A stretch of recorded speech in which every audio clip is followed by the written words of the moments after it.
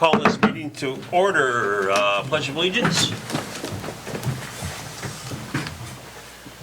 I pledge allegiance to the flag of the United States of America and to the republic for which it stands, one nation, under God, indivisible, with liberty and justice for all. Okay, roll call. Mr. Bush? Here. Here. Here. Bicker? Isaacson? Here. Lanham? Here. Leonard? Here. Okay, a note to the public. We are now open for call-in at the specified number, 268-3414. And I'd also like to comment that all emailed public comments are available from a link on our Facebook page and will also be posted with the minutes online when we post the minutes.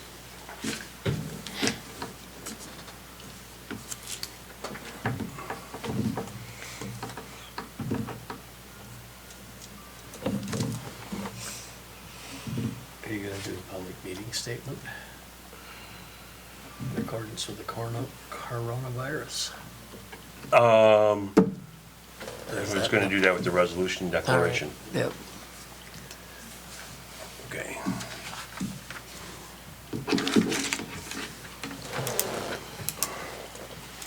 I guess I could say something here.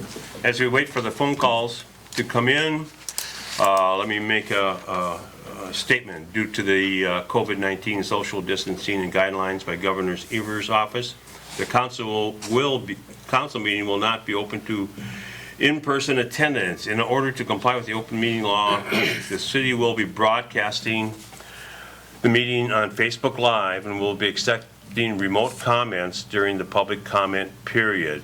The comments on Facebook Live will not be acknowledged. If you have a comment you want to make during a public comment portion, which occurs at the beginning of the meeting, they will be accepting calls into the city at 715-268-3414. Your comments will be limited to 3 minutes or by email at pattyBjorklund@amory.gov. The deadline to submit emails is Wednesday, April 1st, 2020, 4 p.m. And all those emails have been posted, are available from the link on our web page, Facebook page, excuse me. And during the beginning of the meeting, the public comments portion will end at 5:30 p.m.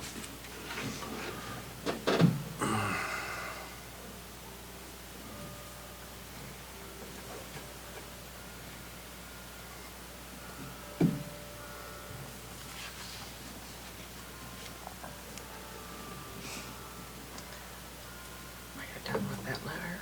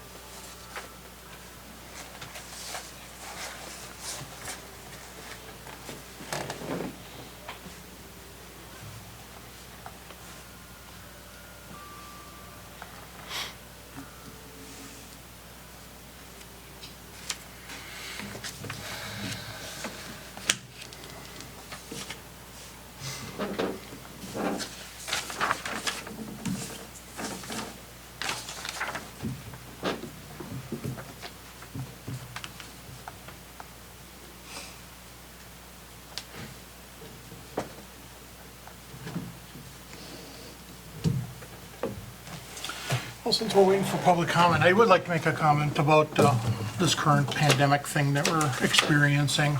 I think it's a good opportunity for city staff, department heads, to really examine our operations closely and what we can do in times such as this. I firmly believe that even after this virus fades away, we're going to see a very different way of doing business in our society. Things such as working remotely, working from home, split shifts, alternative hours. I mean, all these ideas that are being floated around now, I think our department heads need to start thinking about how can we provide services at still a high quality level, still at a reasonable rate, but yet implement some of these social distancing initiatives, some of these working remotely initiatives, utilizing and leveraging technology to our advantage, and looking to the future. What would happen if this building would become uninhabitable for some reason? City services still need to operate. We still need to make sure that our staff is getting paid. We still need to make sure that we're providing utilities to the city. Same thing with our police departments, our fire departments, our ambulance services. And I think it's just a very good time, and a lot of very good ideas are floating around out there on how we can continue those services. So I would ask that city staff, perhaps even with the mayor's input, start having these conversations. I don't know where it's going to go, but I think it's a good time to start having these conversations, and it's a good time to spend on it right now.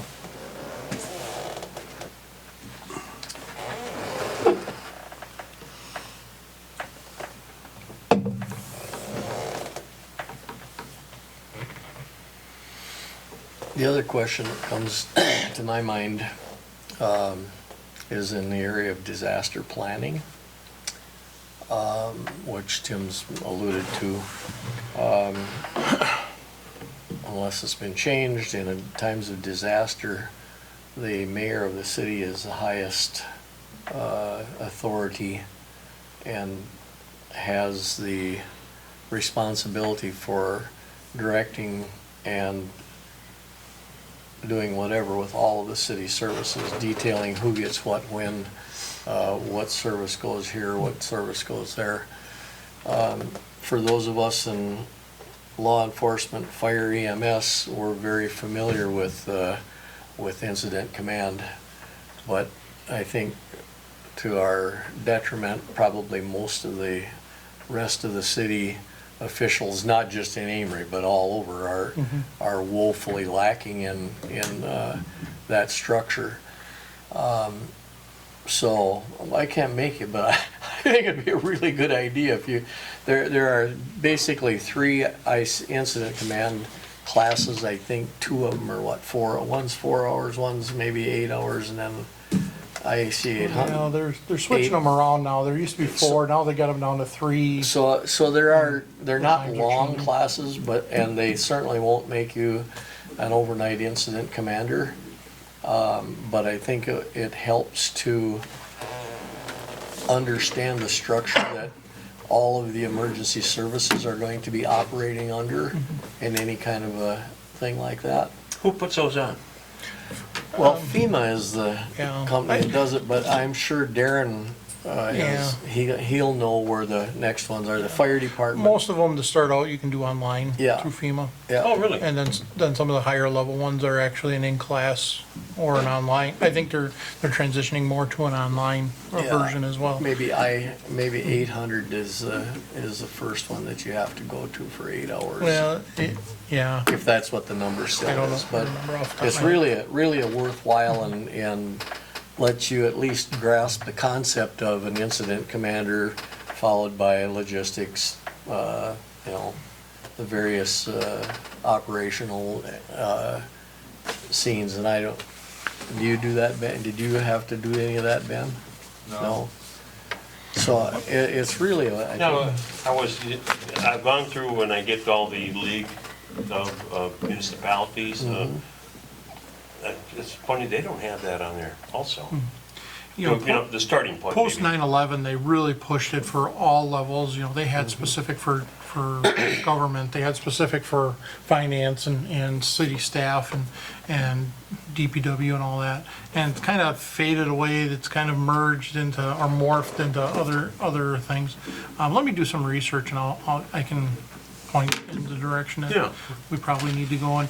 And one other thing, and maybe I'm off on this. Rick can tell me. And is I think we need to appoint somebody or have somebody act in a role of an emergency manager for the city and kind of be that liaison between the county and city services, state city services.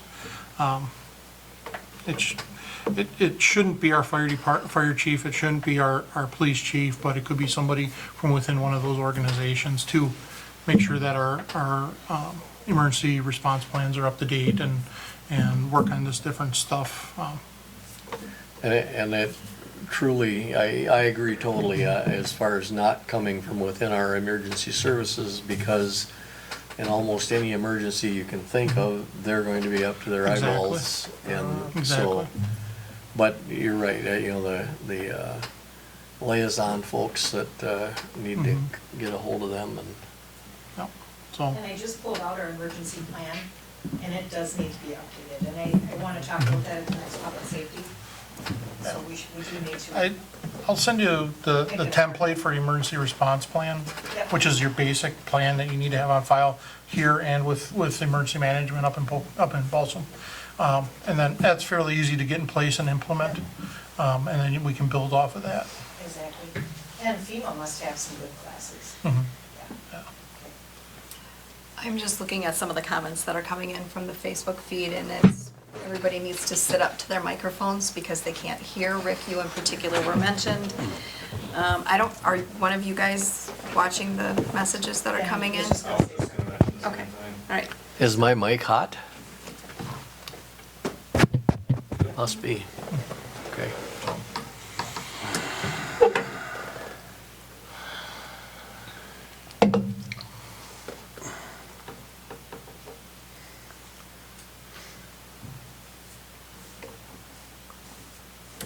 So, should we be reading some of these comments that are coming in? Since I think we're we we're should. not receiving any phone calls, so again, if anybody has any comments, we're here waiting for you to call. 268-3414. Comments, Rick's voice cannot be heard, hard to hear, need to talk into the mics. Ashley Long, indicating that she was told her comments would be read aloud, and she's disappointed. And then now we can hear you, Rick. Thank you. So, we're waiting for calls more than anything else, so. Yes. Pull your mic in a little more. Oh, so I am now the culprit. Larry can't hear you, but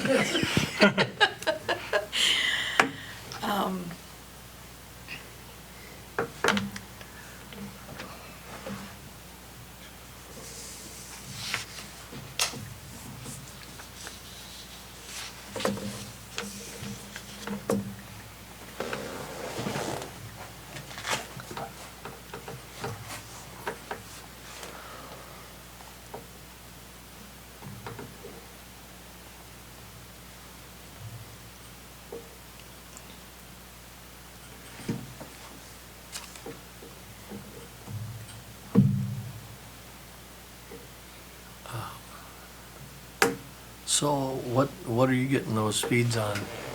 Oh, I'm just logged on to the City of Amherst Facebook page. So it's basically what you're seeing at a view as well.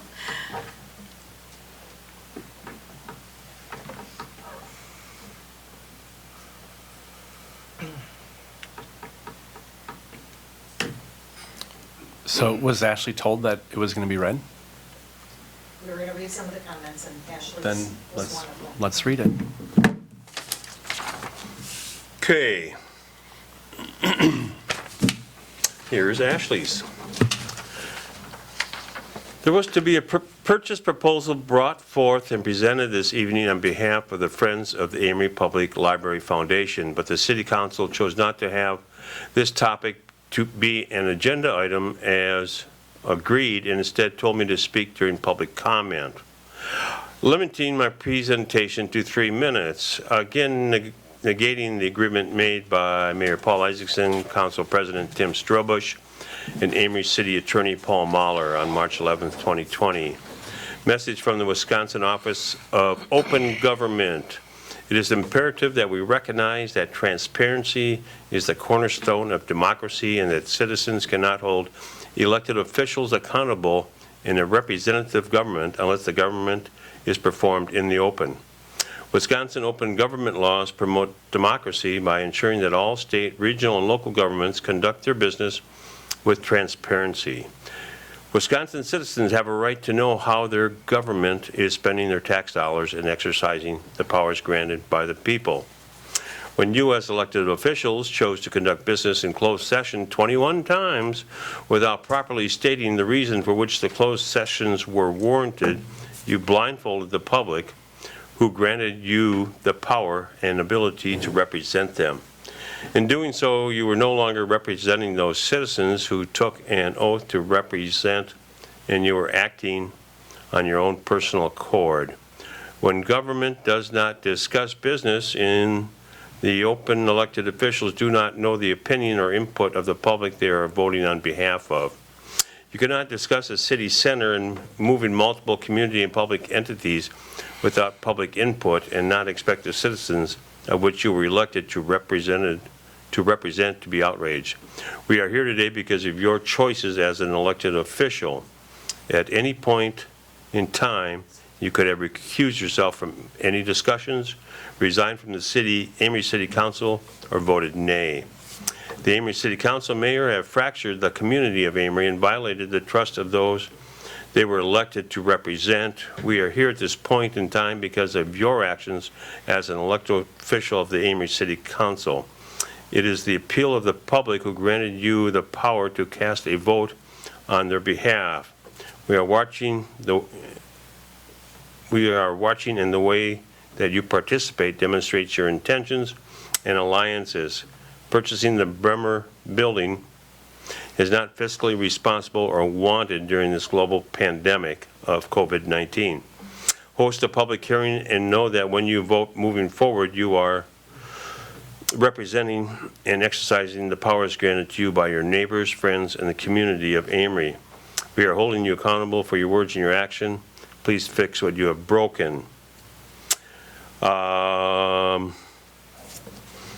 Good. And then we have a response to Patty Bjorklund. Patty's response to her was, did you have a real proposal that you can present to the city council like we asked? We can certainly discuss this item during item 8 of tonight's agenda. If I recall, at our March 11th meeting, you told the members of the council present that you would present a proposal for keeping the library where it is. Could you present that to me today so I can share with the members of the council so they can make a decision? Back from Ashley. I have continually voiced my concern for your disregard for open meeting laws. I will not participate in a format that is not in compliance with open meeting laws and be complicit to such activity. On Monday, March 30th, 2020, I asked Patty Bjorklund via telephone if I was an agenda item or public comment. She informed me that I was to participate in public comment. There is no agenda item stating for public knowledge that there will be a purchase proposal brought forth to the council this evening. In the above email, Patty requests that I submit the purchase proposal to her so she can present it to the council. I'm not comfortable with this. The last information that I shared with the city was manipulated, shared in an agenda packet without my knowledge and comments that were misrepresented as mine when they were in fact the comments of management analyst Ben Jansen. It is my belief that Ben's comments were added to my spreadsheet prior to it being presented to the council and did not allow the council to make an unbiased decision on my information alone. Okay. You want to read one? Sure. Excuse me, this is an email received from Aaron Hosking, April 1st, 2020, to the Amory City Council and Mayor Isaacson. I understand that it's hard to put the brakes on this project when you have been moving toward purchasing the Bremer building for so long, but your community members want you to stop and vote no on purchasing the Bremer building. If the Bremer building is the best place for City Hall and the police department, then you can continue to look into that and talk about the finances. But do not decide for the library and the library board that this is that this is the best move for them without sitting down with the library board and its director to discuss the needs and concerns. Make this decision with the library, not for them. The library board has ideas and would like to be included in the conversation about staying at the current location, but it seems like the Amory City Council is not even willing to hear from them or talk with them. I was encouraged that the city council put off the purchase until there was a cost analysis. I was encouraged with Mayor Isaacson's words that the library would not be moved until this summer or put into the basement while the bank is still in operation. But I'm disappointed that the city council is not involving the library director, staff, or the library board in discussing the costs, options, and ideas. Please take the time to do this correctly, even if it means disappointing a few people who thought this was all a done deal. The residents of Amory and the surrounding area will thank you. Erin Hosking, 500 Duranda Street.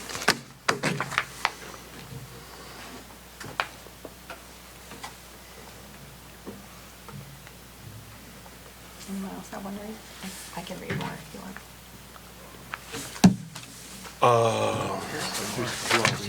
Yeah. Oh. Go ahead.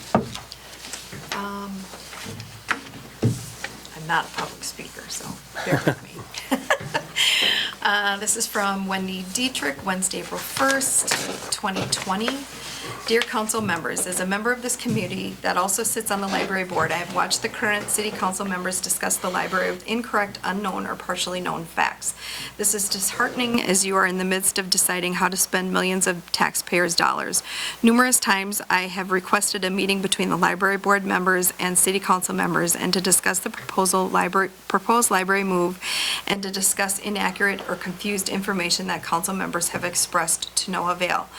I have read through the minutes and documents put out by the City Council and Library Board during the last library move, and it was in stark contrast to how the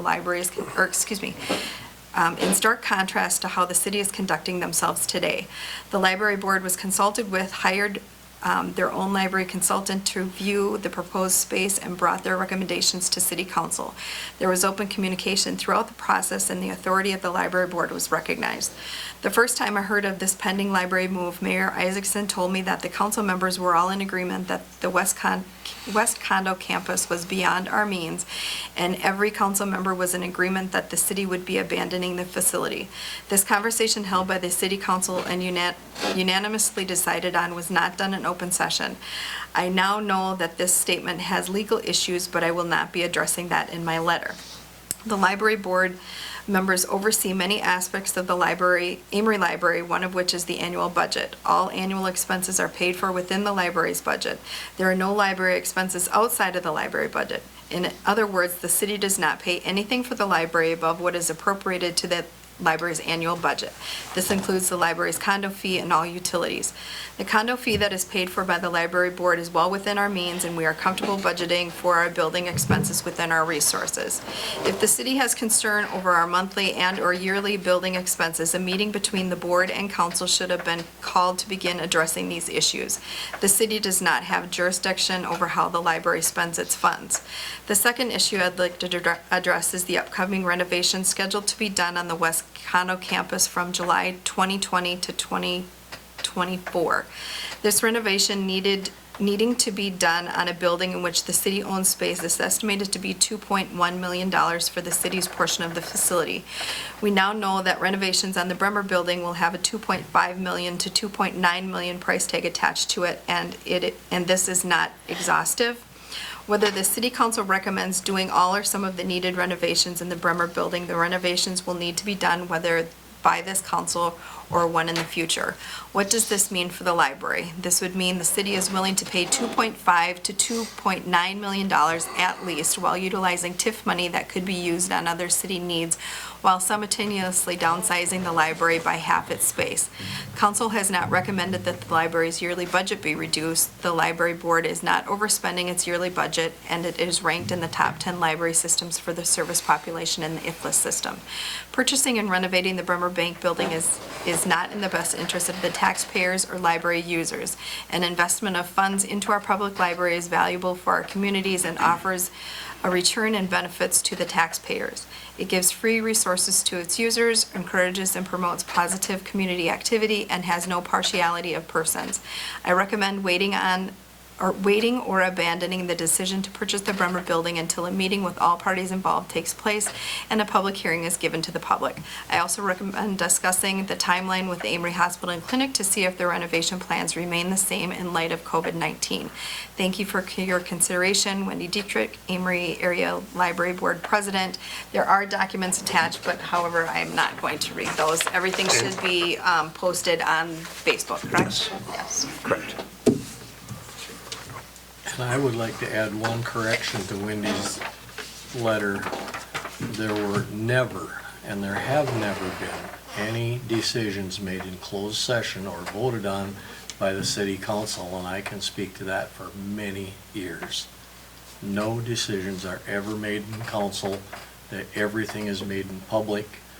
They may be discussed in privately, but the decisions are always made in public, always. Just because I'm the one reading, I'm going to respond to some of these other comments indicating that my speaking is garbled. I'm reading information that is also on Facebook. So if you are not understanding me, you have access to all of this information. So.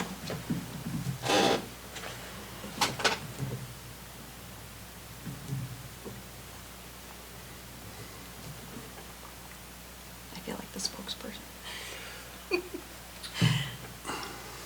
You got one more? One more? I'll read it. Okay. This is to the mayor, Amory Mayor and City Council. Like many people in our community, I continue to be disappointed and frustrated with the process the city has used to make a decision regarding the relocation of the public library and other city services. It appears that city officials made up their mind months ago to buy the Bremer Building and are now doing everything possible to justify this decision. I reviewed the recent financial analysis completed that compared the following three options. Option 1, leave the library and police department at the West Campus and move City Hall services into the West Campus space. Option 2, purchase the Bremer Building and consolidate all city services in that building. Option 3, purchase the Bremer Building and move City Hall services into that building and leave the library and police department at the West Campus. Let's examine these options. First, option 1 does not make any sense and should not be given any further consideration. Why would the city move City Hall services into a 20,000 square foot building when you have concluded that only 4,000 square feet would be needed if City Hall services were included at the West Campus facility? This analysis was a waste of time and just muddies the analysis. Option 1 is something new. The idea of moving City Hall services to the West Campus has never been openly discussed at any public meeting. The only thing this option does is increase the cost of leaving the library and PD at the West Campus by over $300,000. Renovation costs for City Hall services at $75 per square foot. That's in parentheses, and reduces the space for these two departments by 4,000 square feet. Option 2 is the only option considered by the mayor and city council and comes out on top of this financial analysis, but let's look at the numbers. The cost to leave the library and PD at the West Campus is $2.1 million. The cost to purchase the Bremer Building is $350,000. The cost to renovate the Bremer Building is between $2.6 and $2.9 million based on the SEH estimates. So to purchase this building and renovate it is projected to cost between $2,950,000 and $3,250,000. I understand there are TIF dollars in play, but on the surface it doesn't make sense to move forward with the Bremer Building purchase when it will result in the city spending more money. The difference in overall cost between option 1 and option 2 is in the range of $850,000 to $1.15 million, 2.95 or 3.2 versus $2 million. After reviewing the financial analysis completed by the city, I would suggest a different option for consideration. Leave the library and PD at the West Campus. The $2.1 million renovation cost could be offset by the $429,000 in TIF 5 funds that are available, thereby reducing the overall cost to about $1.6. Build a new facility for the services currently in the City Hall, i.e. city offices, meeting spaces, court. A 4,000 square foot building would cost between $800,000, parentheses building cost at $200 per square foot.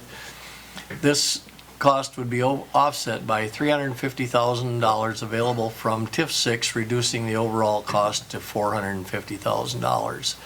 This option would also put City Hall services into a brand-new building without any need to renovate a 40-year-old building, Bremer Bank. The cost of these two options would be $2.212 million. Following these two options also allows use of $779,000 in TIF funds to reduce overall costs. And a new City Hall building would be handicap accessible and more energy efficient and reduce operating costs. So the library and PD would stay at the West Campus, and Amory would have a new City Hall building that would include administrative offices, the court, meeting rooms, and handicap accessible bathrooms. The idea of moving the library has created a lot of turmoil in our community. If the city continues down its current path, it faces the potential of legal action that could result in the delay of any action on part of the city. One obvious negative to this different opinion is that Bremer Bank would need to find a new buyer for their building if they still plan to relocate. However, this deal should be designed to benefit the citizens of Amory and not the Bremer Bank. Thank you, Michael Karushak, Jr.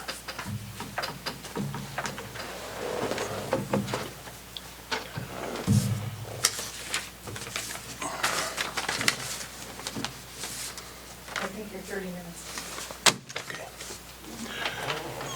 Okay, our 30 minutes are up for the public comment portion. Patty is going to speak on voting next week. Can you hear me? Okay.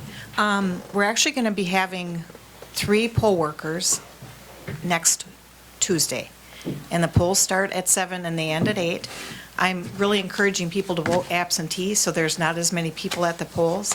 We're going to have one of our public works staff sit outside and only let 2 people in at a time, so that we're very limited to how many people are in voting. I've got one machine that I tested, and we've got the absentee Insight machine that will accept absentee ballots. So we really are encouraging people to vote now if they can, and if they can't, they can come to the polls. We can do curbside voting if that's something that they would like. We want everybody to have a vote, but I want to limit the contact between citizens and voters. So just keep that in mind. We're trying to be mindful. I don't have any of our staff, our ordinary poll worker staff, coming because they're elderly. And I just want to keep it simple. It'll just be Ben and I and a volunteer that's just over the age of 30, and she volunteered to help that day. So, okay, thank you. Okay, thank you, Patty. Moving forward, communications, possible TIF funding for alley construction, business backdoor program funding. And this is just a communication note.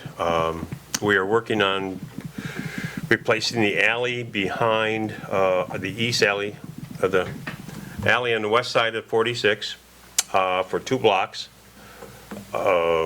And looking at, so it's ready to go, so we have a decent alley for use during the 2021 Main Street redo project. We are also looking at any utility poles that have to be moved and get those taken care of. What was the other thing? Business backdoor program funding. We're looking for ideas on how we can do that. The city's not in the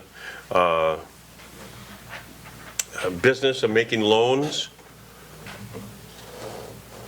So we need some ideas for financing for people who want to redo their back doors, put up signage, and this COVID-19 doesn't help anything at all, as far as I'm concerned.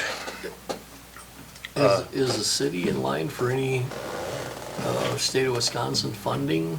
Because I just heard something that the city of New Richmond is in line for $300,000. Yeah, I don't know if that was federal government. I think it might have been the feds. For COVID-19 type to alleviate the financial impact of the business shutdowns and so on. There's some relief money coming out, but it hasn't been really well defined yet, and it's anticipatory right now. Yeah, Well, I I think Paul Shaper's been distributing that to That's the. small business Yep, stuff. small business stuff to the, So, and there- through the Amory Community Club. And there's money through that, available for that as well, so. this sounded like looked like a grant to the city for various things. Could be. By the way, I might say that that it came out as something from the New Richmond City Council, I believe. They're implementing some pretty draconian steps to stop the spending and so on. So, I mean, really turning half the streetlights off, And we might be doing that ourselves. you know. I forget some of the other things we're having people work. All right. I forgot I got to call Chris now. Chris would like to sit in on this.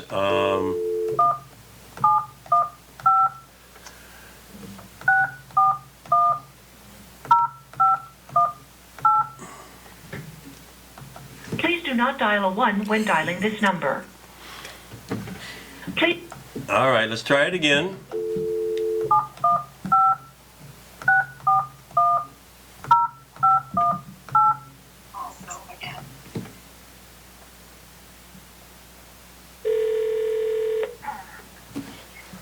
Hi, this is Kristen. Oh. I'm in, you guys are meeting live. I'm near my phone. Okay. We're in the meeting now. We're started on the, after the public comment portion, we're on communications, talking about backdoor business funding and New Richmond grants that we have to look into. We're going to move on to officer reports now. The officer reports are available with the agenda items online for everybody to see. So, that being said, do we have a motion? Did everybody read them? Do we need a motion to approve them? Motion to approve the officer reports. Is that what Second. we're doing? Second, okay. Any further discussion? All in favor? Aye. Any opposed? Hi. Motion carries. Committee reports are presented digitally. Public Works Committee, Parks and Rec Committee, Finance and Personnel Committee, Public Safety and Welfare, no meeting.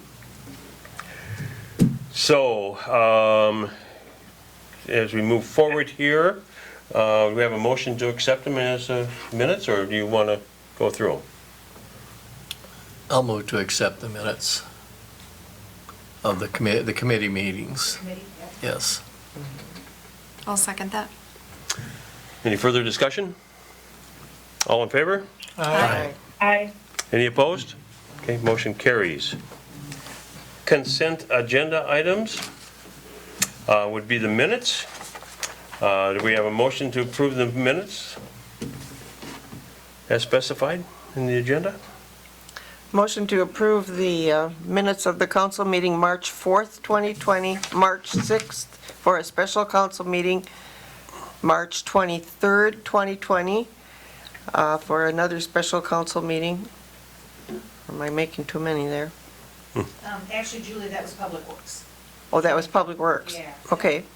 Public Works made, and then March 24th, 2020 was the Finance and Personnel Committee meeting. All those minutes are published digitally. Motion to approve. Second. Any further discussion? All in favor? Aye. Hi. Any opposed? Motion carries. Okay, we're going to move on with Resolution 02219, which I can't seem to find with all these pages here. Is it near the end? Page 27. Oh, shoot. A little background on this. In my real job, I was speaking to an emergency manager and asking about disaster declaration.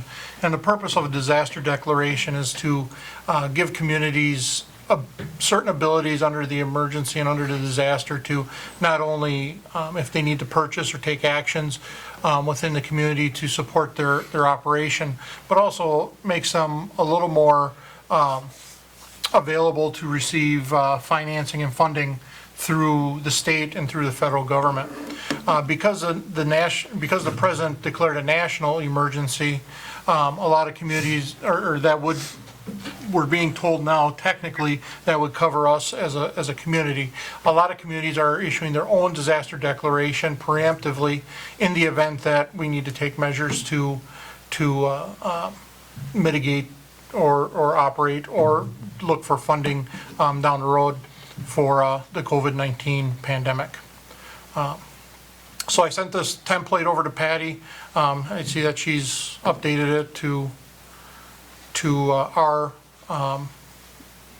what we need. And what it really gives us is the ability to restrict travel as enforced by the governor's March 17th stay-at-home order, and also an executive order on limiting the number of people. It also authorizes emergency purchase of goods, materials, and services if needed. So.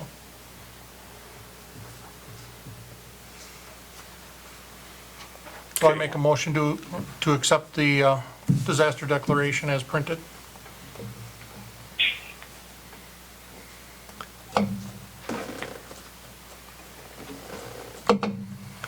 I'll second that. Any further discussion?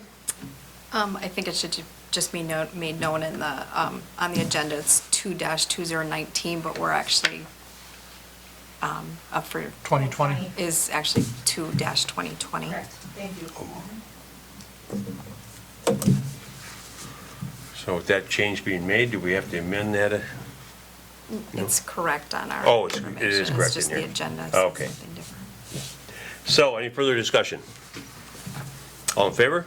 Aye. Aye. Any opposed? Okay, motion carries.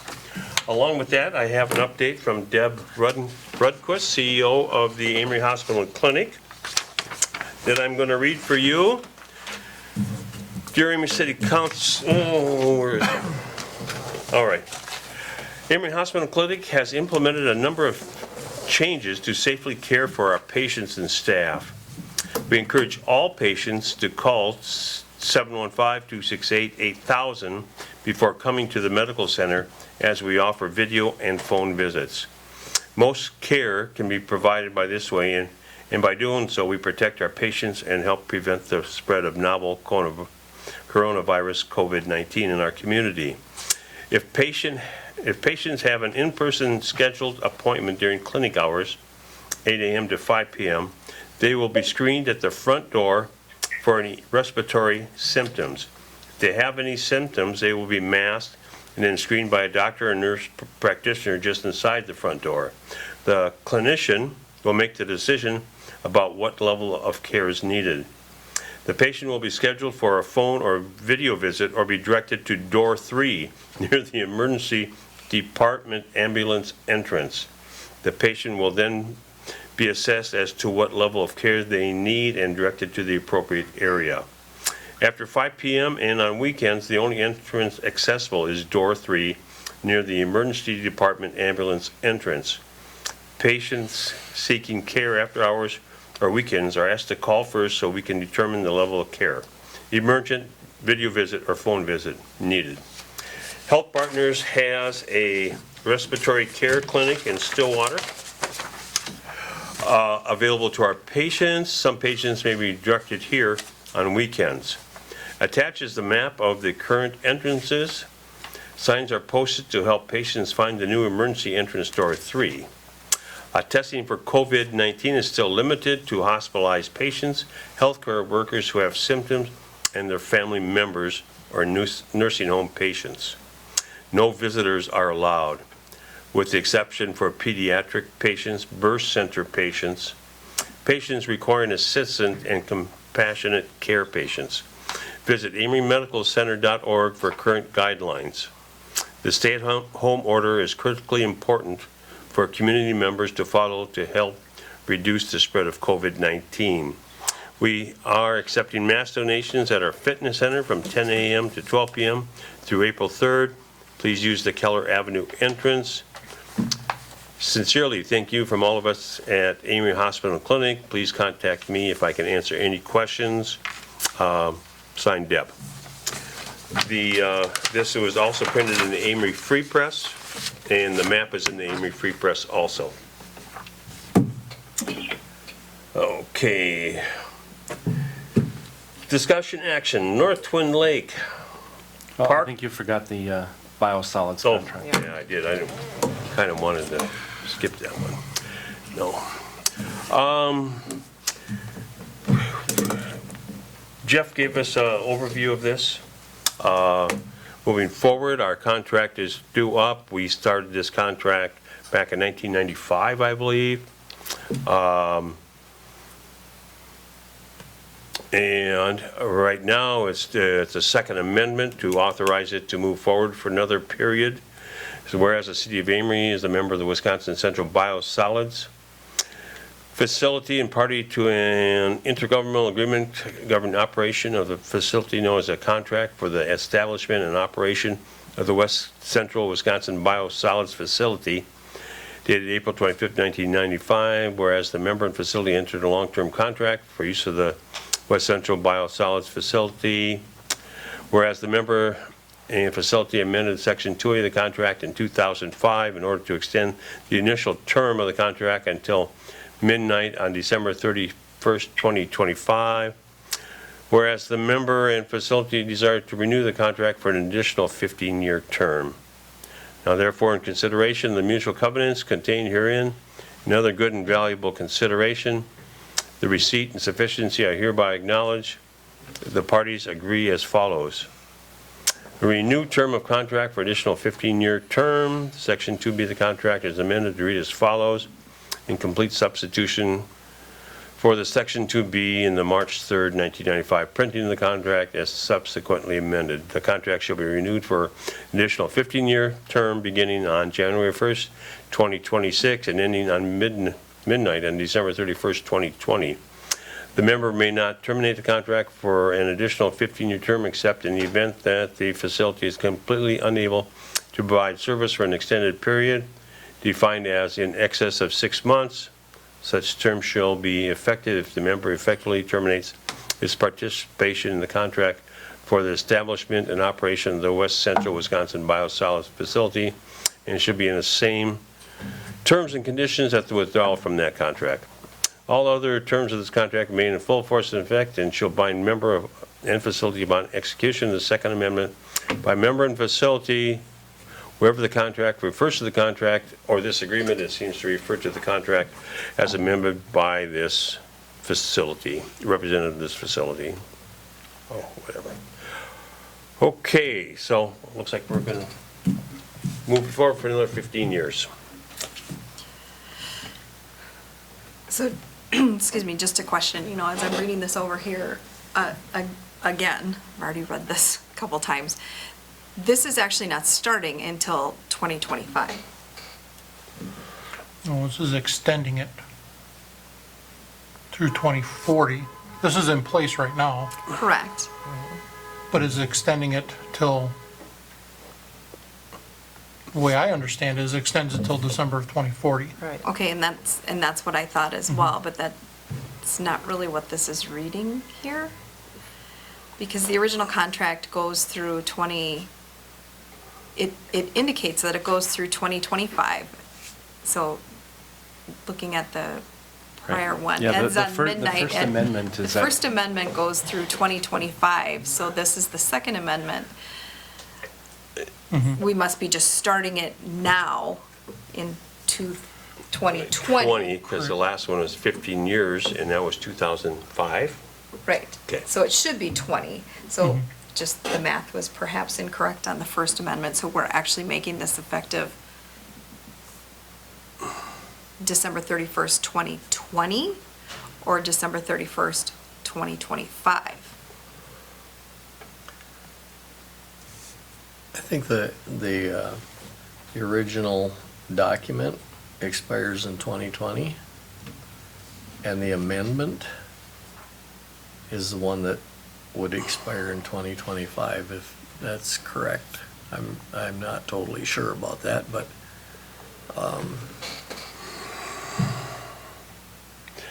And this renewal says that it's effective on January 1st of 2026. So either, the Second Amendment, yeah, extends the contract to December 31st, 2025. right, but starting on the 2026. Yes. So we're 4 years, 5 years too early on renewing the amendment then? I don't think so. Well, if you look at whereas, the third whereas, the contract in 2005 in order to extend the initial term of the contract until midnight of December 31st, 2025. And that was And a then the 15. second amendment extends it to 2040, the additional 15 years.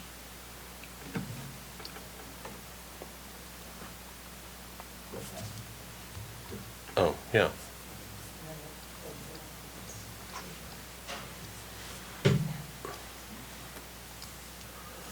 Well, I think the lawyers that wrote this up are probably above our pay grade. I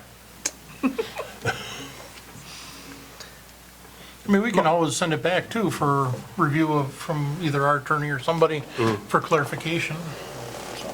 I mean, I understand what the intent is, but I'm not getting that in this verbiage as I'm looking at it a little bit for, a little bit closer and actually looking at the dates. I mean, I understand what the intent was, but that's not really how I'm reading it, but Well, it's confusing because why are we voting on that when we still have another 5 years? So maybe that needs to be clarified.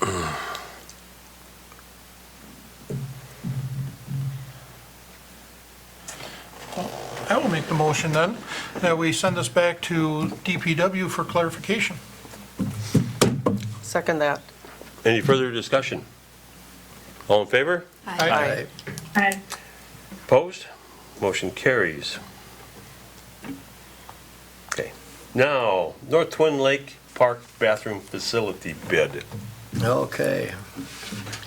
We talked about this in finance, and we asked for bids to come out on this. And they came out. We had two bids, one from Weiser Concrete Products for $140,497, and one from Huff Cut out of Chippewa Falls for $137,985. Some other housekeeping things about insurance and so on and so forth. After evaluation by committees, we will recommend that the city contract with Huff Cut for earliest delivery of the new bathroom facility.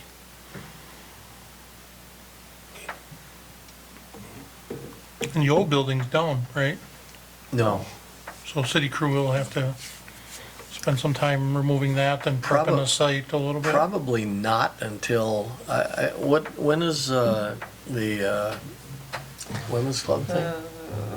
It's like June 12th or June something. 14th, I think it is. So I would assume that we probably ought to keep that up until June 15th or 16th, whenever that's done, and then it can go down rather rapidly. Do we, as, I know this is kind of a late afterthought, do we have somebody in charge of that project?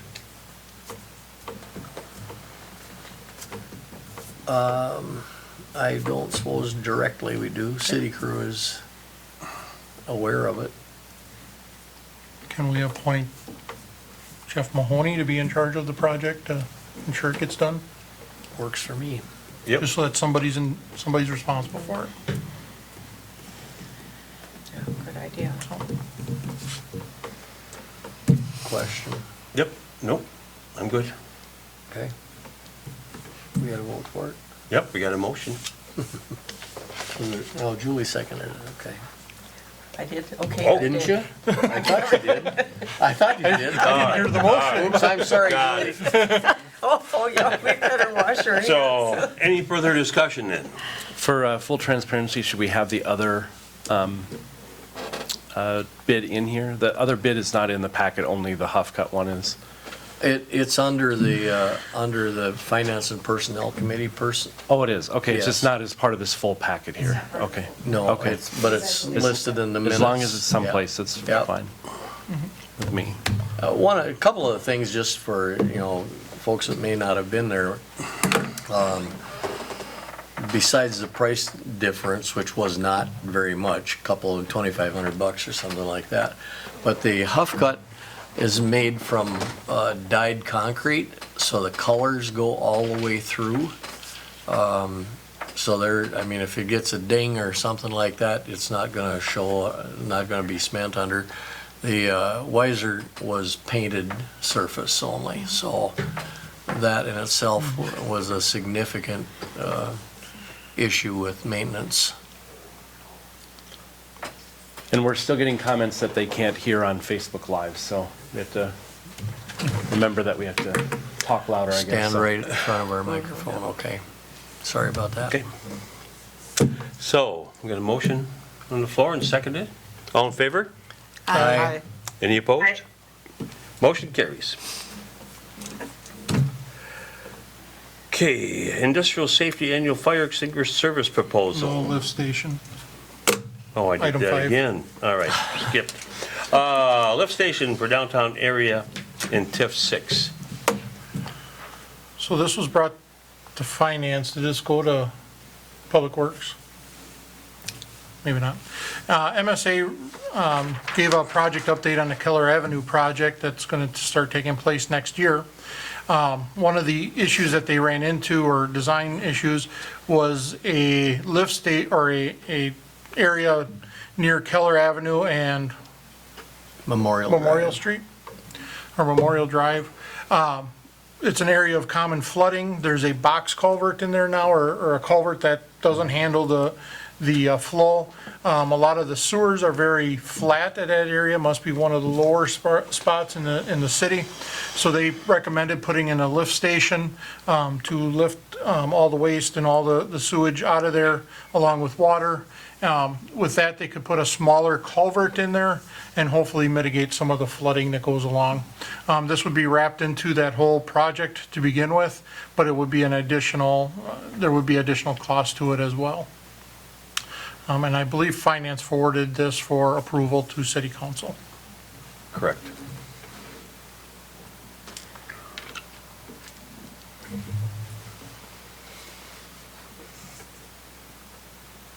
And there would be, Just to, not to rain on your parade, but I think that the intent was to make a larger culvert, not a smaller Larger, one. okay. Yeah. don't feel bad for correcting me. And there would be some, Dave Rasmussen felt that there would be some DNR loans, grants, programs to help fund that as well, Correct. because it was sewer related.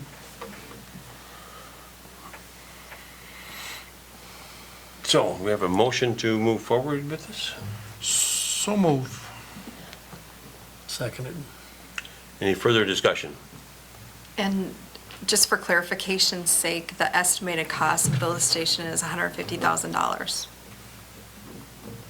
Yes. Correct. I don't think that was mentioned, that's why Okay. I'm just bringing it up. All right.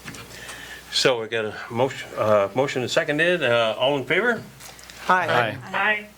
Any opposed? Motion carries. Okay, Industrial Safety Annual Fire Extinguisher Service Proposal. This also came out of Finance. Proposal to have industrial safety out of Clear Lake service the fire extinguishers for the city. There's something like 80 some. Is that an accurate number? They would perform annual inspections, refills, and along with other service and related things for it. We were having Summit companies out of the cities do it, but the staff at Street Department recommended switching over to industrial safety, better service, and the cost was slightly lower.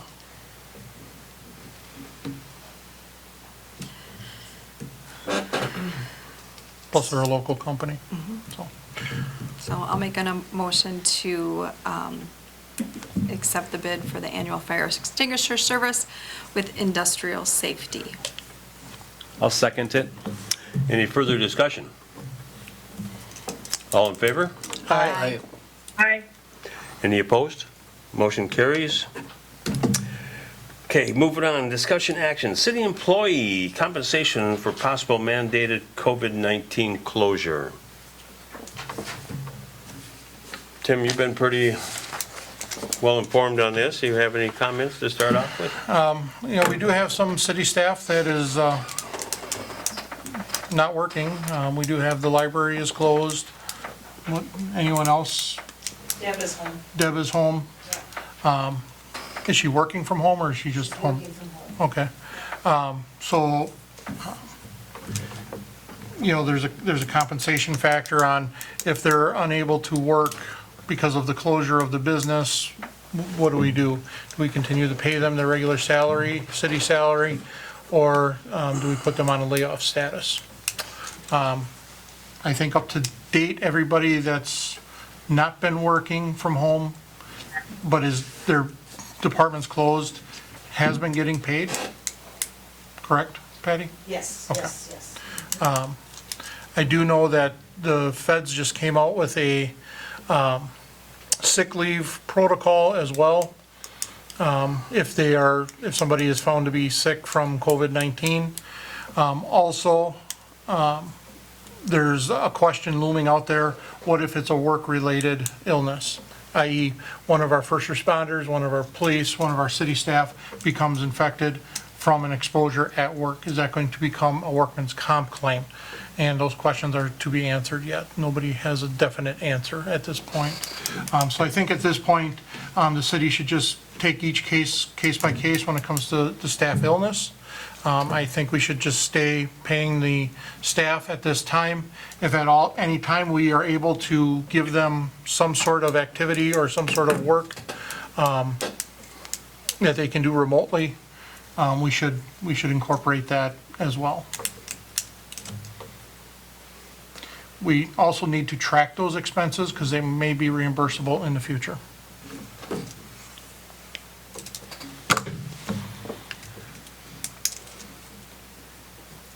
So we just gonna we'll leave it at that? Or do we make a motion to that effect?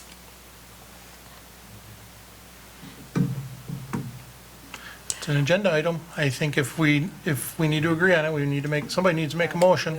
Well, does the city fall under the same jurisdiction that other businesses do, such that additional sick time is allowed because of this? Because I know there's some pretty specific criteria, whereas the business gets a credit or can get a credit of payroll taxes, and employees are allowed X number of hours, additional sick time. Does the city fall into that jurisdiction?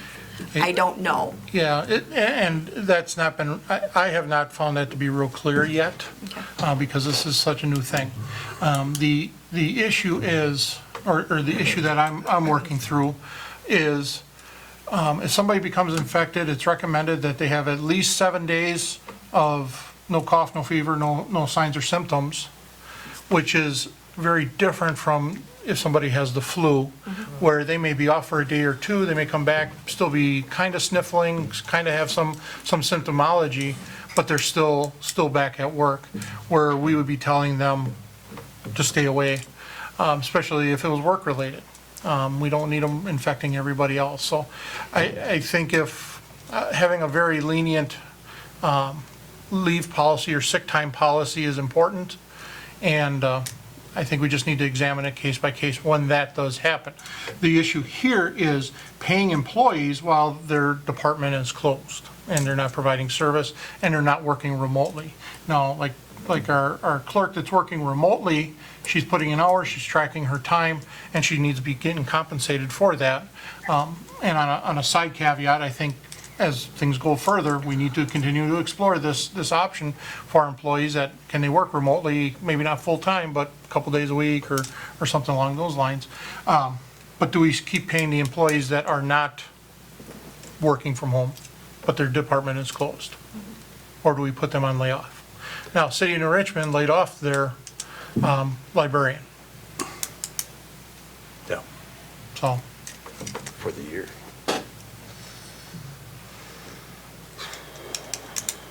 I think from now until next month, this is an extraordinary situation. I have never experienced a event, and I'm sure no one else in this room or online has either, an event where they've had this mass of closures, this mass of activity surrounding an issue like this. And I think because it's extraordinary, we should continue for the next month to at least be paying the people who are not working.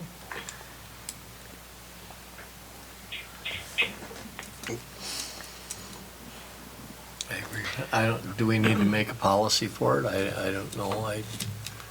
We're pretty well protected with, at least to start with PTO and short-term disability. Yeah. And I guess we go from there. I don't know. Well, I'll make a motion that we continue to compensate our employees at their current rate for the next 30 days and reassess it in 30 days. Or, 30 days in April. I'll second the motion. Any further discussion? Will that be paid separate from their PTO time? So it's just going to be paid out of our budget, or is that Yeah. going to be paid with their PTO time? No, they'll be No. paid their regular pay rate. They're not going to have to burn PTO for that. Okay. So, And will This they, is Chris. When you get done, I have a question. okay, and will that be then, so what happens to those people that are home and working? they're still going to be compensated their normal regular rate. So if somebody is in a position where they have the ability to work from home, that is what's going to be recommended. Correct. And hopefully we can help facilitate that as well. Correct, so the people that we're paying, if they're not working, we can find them perhaps projects Exactly. to do. So it makes it fair for those people who are at home and working and getting paid. That's the challenge that I have, is paying people for time that they're not actually utilizing. I understand what's happening right now, but we also have people that are home and that are working, are actually being productive, and they're being treated the same as people that are not. So, This is Chris. Can you hear me? Yes, Chris, go ahead now. Okay, I'm listening in. Part of the thing I think we have to do is looking at each role, what divisions and what role they're doing. I understand these are extraordinary times. There's possibly something that was some of the work that could be worked from home that maybe wasn't done and now is the time. But I can understand wanting to keep people employed and doing something, but not in their positions where they're safely at home doing it, as I do myself for my job. But it also isn't fair for the people then that are working and doing everything, and they still, we have to delegate, I think, by each division, whether it's public works, library, whether it's police, fire, then is there something that if people are off, that we can still have them doing something productive that will help out to fill those hours? Well, I who- myself have to do my whole job, Yeah. keeping track of everything as everyone else. And hopefully, from Who there. exactly is not working because their department is closed, just by title? None of our city departments, Is the library, the library's the only one. But the library is not They're our separate from concern, us. but they're separate from us? even though the paychecks come from here, right? Right, they do That- their own. We're their fiscal agent, yeah. Right, but Yep. we don't have and that any was con- approved by library board. Yep, We Yeah. approved that on the Yeah. 16th. So so there's, cities. it doesn't, this doesn't apply to any of our any city crew, any city Yet. yet. Yes. Yeah, that's exactly right. So, Then this is Chris, if it comes about the library, then let the library board handle their library employees. I'm sure there's something that they could be doing, working on programming down the road or something like that. Because the goal is to make sure, like you said earlier in conversation, make sure if anybody has exposure of anything that they know of or whatnot, keeping informed and communicating with their supervisor. yeah.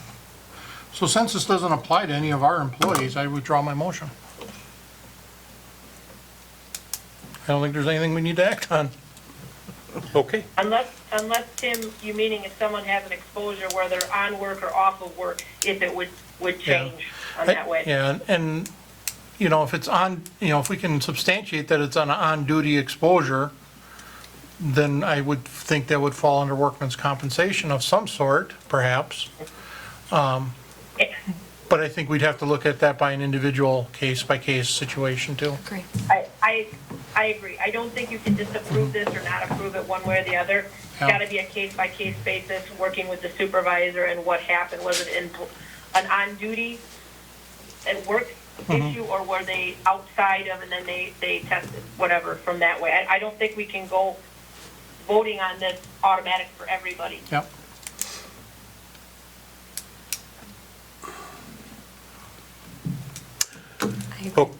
Okay, that being said, we can move forward.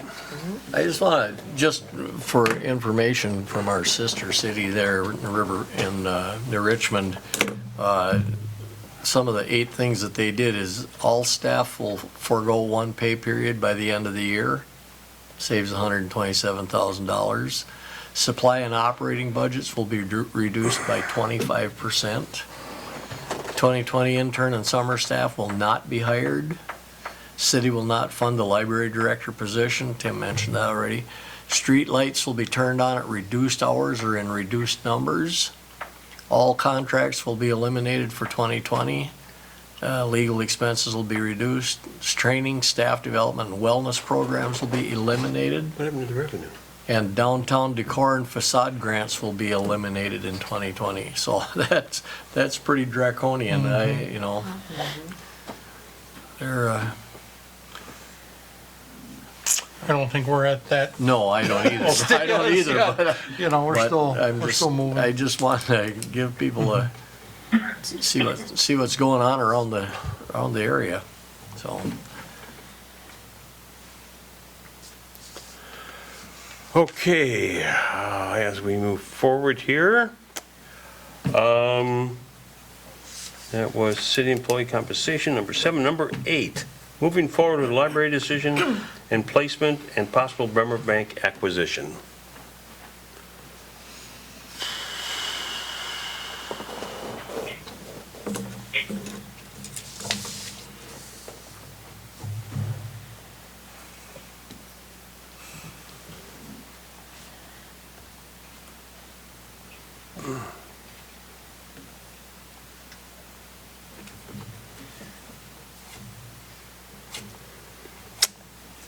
All right, anybody have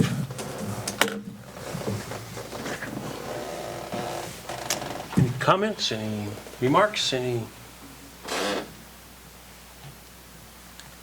statements?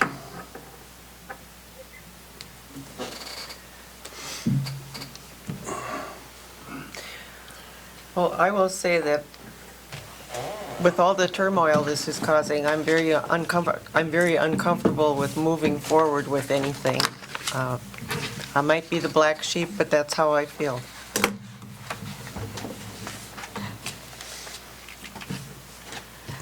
I'll just say, it seems as though all we've been hearing publicly is all the comments and conversation against what's on the table at this point in time. I know I have personally received many positive remarks as well. And I think unfortunately those are the people that are not speaking up at this point in time. So I just want that to be said. I'm sure that some of you have heard some of the positive things as well, not just the negative. All I hear is negative. Okay. I've heard a lot of positive, so.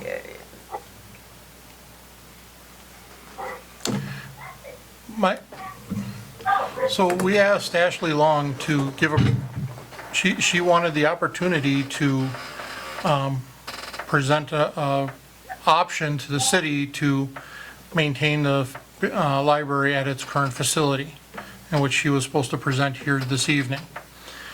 I also have been listening to the pros and the cons, the arguments to do the Bremer deal, to not do the Bremer deal, why we need to save the library at its current location. Mr. Krushek's comments this evening is the closest thing to a proposal or a new idea to save the library at its current location. The one thing that was missing was who's going to come up with that $1.6 million? Or the $2.1 million, or however much it is to stay at that location. That has never been discussed, has never been given to the city as an option other than the city just pay for it. And I am not comfortable myself just paying $1.6 million or $2 million for a facility that is going to be $600,000 in value, and that $1.5 million or $1.6 million or $2 million is no guarantee to increase the value to the city of that facility. My other fear is, okay, what's the next project going to cost? When they need a new whatever. Is it going to be $3 million? Is it going to be $4 million? We have very little control over the future of that facility, not unlike other entities that we work with as well. Frankly, I do like the idea of City Hall, if the library can come up with a resolution or a way to mitigate and stay at that facility, I'm totally okay with looking into building a new City Hall and a new city center to house our operations, but I don't think it's financially wise to make an investment into the condo association when the payback and return on investment is very, very low. One of the things we got to think about also is with this, we talk about TIF money, we talk about out-of-pocket costs, what comes out of the general fund. I guess we should make it perfectly aware to everybody that we have, out of TIF 5, we have $429,000 we can use on any project. Out of TIF 6, we have $350,000, which it can only be used for purchase. It cannot be used for renovation. So we don't get a purchase price cost. We can't apply that $350,000 to any other project. So that brings it into the Bremer Bank there, and also the sale of the condo is $415,000. This gives us moving forward. The money that's left over that we write a check for comes out of, I believe, a 20-year loan, and it doesn't matter which project we do, whether if it's the condo association, we put the money into the condo association, we put the money into the Bremer Bank and consolidate, we build a new city hall. In the end, we have to pay for that. And very little cash we have to work we have $429,000 then to work with all those different projects. But with the bank building, we have an extra $415 and an extra $350 purchase price. The rest of it, the city residents will pay for. Sarah, has the library board made any progress as far as last month when we were at the special council meeting? It was brought up that they were looking at the possibilities of buying the condo. Do you know if that's gone anywhere, or is that? No, there wasn't anything mentioned at that meeting, and it actually wouldn't be the library board that would be involved in that. It would be the foundation, because that is the funding vehicle of the library. So, and there was no mention in the library board meeting about that. And have they talked about who would pay the however many $1,000, No. because as I mean, per their statements, the library board or foundation pays all of the expenses, pays all of the expenses of the library, and the city's expense is the $201,000 or whatever that figure was. And then at the current situation, we do not have any other financial obligations for that, just that $201,000. Is that correct? That's what's budgeted this year. My yeah. understanding, yes. Okay.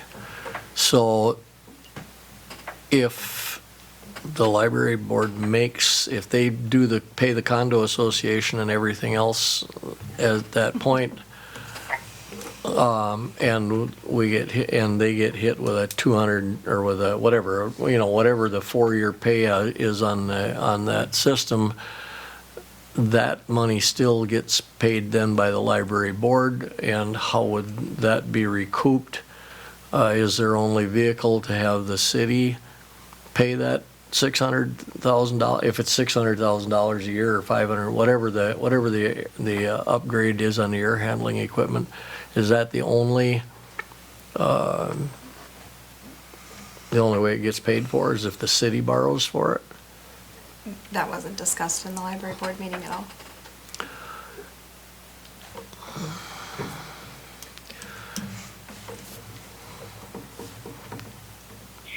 This is Chris. Can you hear me? Yes. Okay, hopefully the public can hear because I'm live streaming the thing too and I'm watching everybody's comments. So hopefully you can hear me. The question that comes in that I have the biggest problem, this issue all started out back when we first got the assessment from the hospital, adding that HVAC and all these improvements. And I was one, and anybody knows me, before I got on the city council, this was a done deal. And I came on, and I did not like this deal in the first place, the condo, how we're renting and paying, and it doesn't seem like we're getting anything. So one of the things that I guess bothers me is if there was some negotiation more, everyone's on our case. This is the hospital doing these renovations that we don't need in the library. We don't need in the police department. They need it on their side. And isn't there some way, that maybe looking into back to negotiations with the hospital, seeing obviously the public wanting the library where it is by a large majority, of doing something on that end with the costs and looking at that part of it. When I went in with looking at Bremer, and the idea when we came for options was I was looking fiscally of what it's going to cost each taxpayer if we end up having to pay this exorbitant cost for something we don't need on a building that's not going to gain an assessment that much value. So that was some of the concern that that I've seen in doing this. It's that ticket is what's really messing everything up and trying to figure out what to do. I do see some of the things of the Bremer building that some numbers and figures are a little bit higher than I would like to see. Now, granted, I'm done in 6 days or 5 days, so all the people that are doing the comments on the side, you can still run for my position as an alderperson and see what it's like on that other side of the way. But we need to see something because we got to look long term for the library, for the city, for the public works, for the police department, the whole residents all the way. What's going to be the best way, fiscally responsible, but needing. There's a lot of issues with City Hall. Yep, we can keep band-aiding them. Yep, we can keep doing that till it comes in. But there's going to come a point where there's going to be a large assessment, and unless we figure out what is the best way to do this, it's going to cost taxpayers a lot of money. And I guess I would see if there's some way bringing back to the table with the hospital something else. I'm trying to see about these costs because we don't need as high of a system as they need. That's just my feedback. Okay. One of the things that, Chris, if you can hear this, is that the police department HVAC is part of the hospital condo HVAC, so that will have to be changed out, and that is part of the change. With the actual library part, no, they have rooftop units that can all be replaced individually.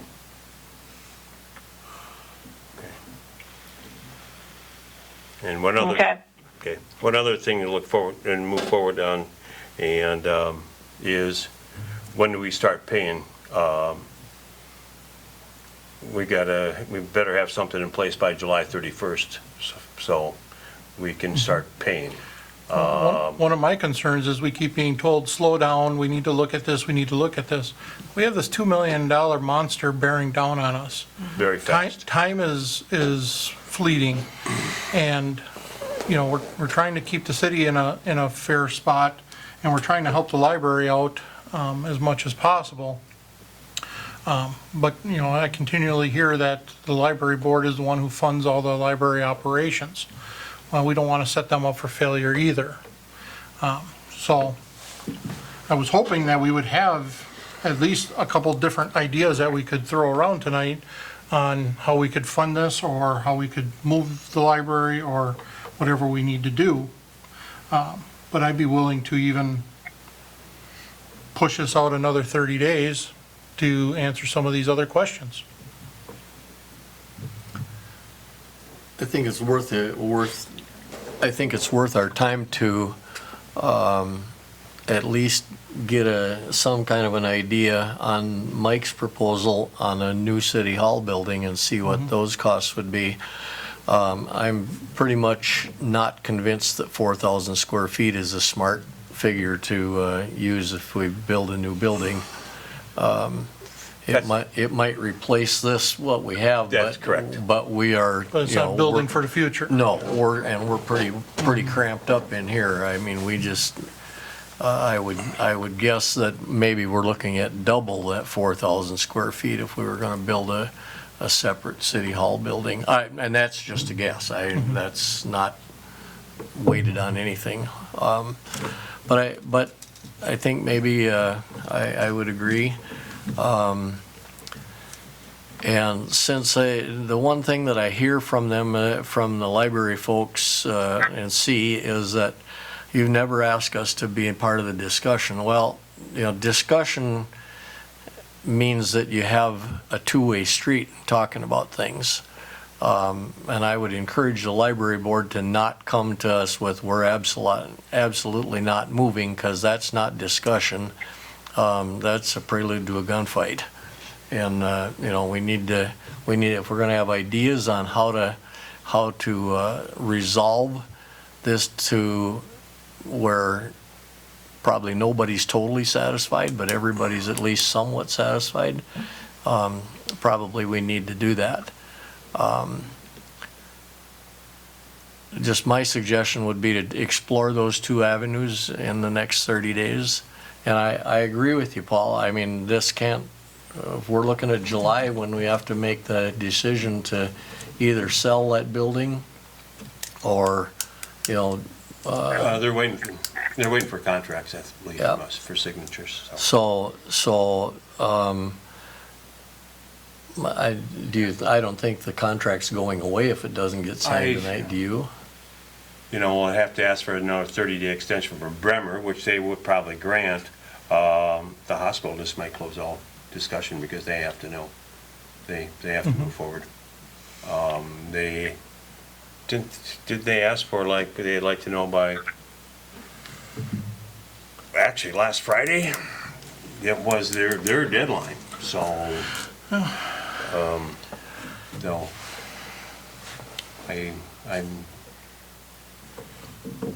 I can't answer that question. They just come up, okay, and now we're gonna get sued because we didn't do that. My guess is with the COVID-19 thing that they may at least consider a request to go on another 30 days because they've got plenty on their plate to handle also. But I agree, we have to make a decision, and I you know, I've stated before, I still think Bremer would be an attractive situation for us.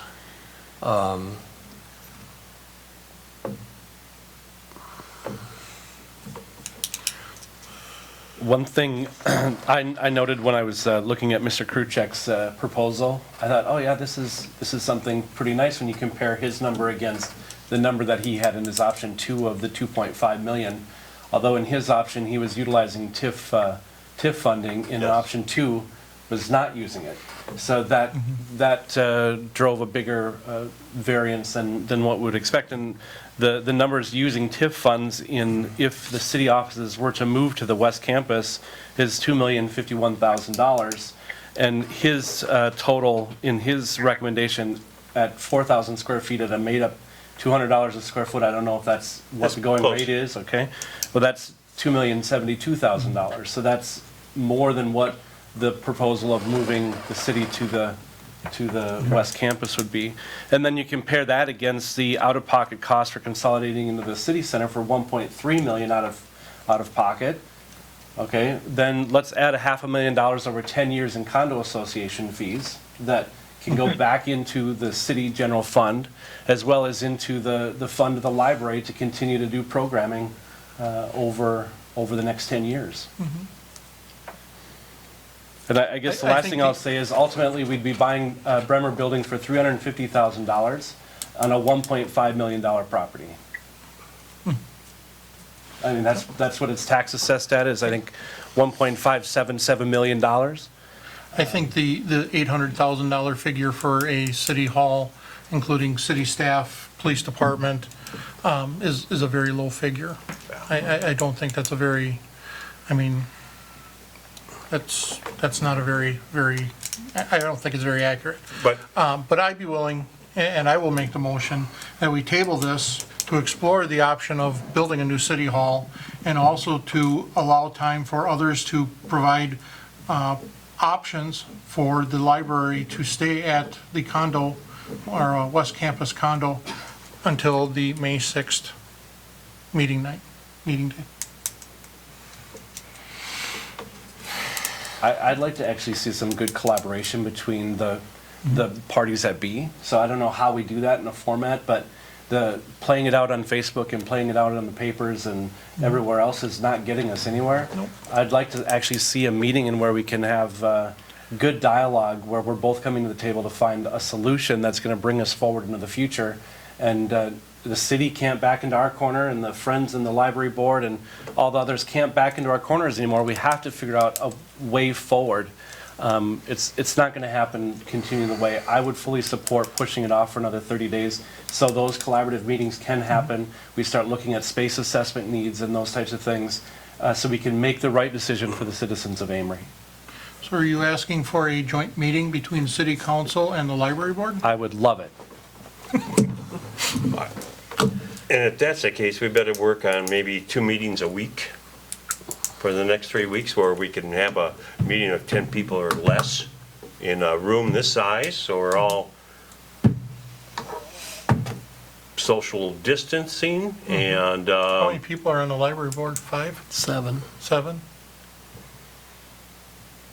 Or maybe we could do a conference call or something with them, or a video call. Well, but yeah. it's not like it can't happen, it doesn't need to be, Yeah. we don't need Published live. we don't need the whole library board in here, I or don't maybe think. it does, I don't know, maybe it does. Wendy? No, I meant like as far as having it open to the public. I That would think hit- whether would we have be to or not, open. we need to. Whether it's a requirement or not, I don't care if it's an open meeting rule or not, we need to have it open so everyone can see what's happening. Yeah. Mhm. Because quite frankly, I'm getting tired of saying everything's happening behind closed doors. Yeah. Open it up. It doesn't matter. I mean, we need to include the citizens of Amory and the region in this discussion, or we will get nowhere. I agree. And this is Kristen again. Can you hear me again? Yep, you go ahead. Okay. One only thing is, with what's going on now, we need to have a meeting, correct. But we need to do it somewhere that is open. And I will say on the other receiving end too, I also had some difficulty hearing. I can hear better with my phone, but hearing the comments through Facebook Live. So if we do a meeting with doing it more of a virtual where people come in, we need to have a different virtual way of doing that. Because again, I believe Larry has solved that problem tonight, but we don't have the cable to make that happen, where we record it with his camera and use our sound system and put that onto Facebook Live at one time, and then we'll have good then that sound. would work better. And then, Yeah. have it set that maybe some of the people that are the key component, the key members, actually have access to be live instead of just streaming on the Facebook side, so that you can have who's key. But something needs to be done with the deadlines, but we also got to look at what's going on right now for everyone's safety, too, not having in the same room. Okay. So I have a motion on the floor, if anybody's interested in seconding it. Can you restate what your Repeat it. motion is, please? Yes. No. My motion is to postpone item number 8, to move forward on the library decision for 30 days until it's actually till May 6th, which is the next city council meeting, in hopes we can explore options for a new city hall. We can have hopefully we can have a proposal or 2 or 3 or 5 on the library staying at their current location. And I will even add in and require a meeting between the city council and the library board, or representatives of both, within the next 10 days to discuss these issues. I'll second it. Any further discussion? All in favor? Aye. Any opposed? Motion carries. Number 9 is moot.